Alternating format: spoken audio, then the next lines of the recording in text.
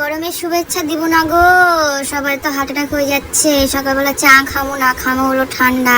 ঠান্ডা খামো, দিমাগ ঠান্ডা থাকবে, মন ঠান্ডা থাকবে। আর পেট ঠান্ডা করার জন্য দেখো পান্তা ভাত, আলু ভাজা, পেঁয়াজ, কাঁচা লঙ্কা, ওরে কি স্বাদ। আমার মা এসেছে বাড়ি, চলো তোমাদের দেখাচ্ছি অনেকদিন পর।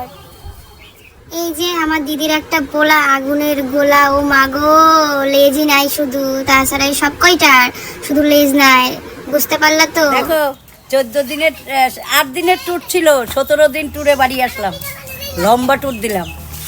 কপাল এত ভালো যে টিকিট করতেই পারছিলাম না, প্রতিদিন ক্যান্সেল হয়ে যাচ্ছে, টিকিট হচ্ছে না, যার জন্য এত দিন পরে বাড়ি ফিরলাম।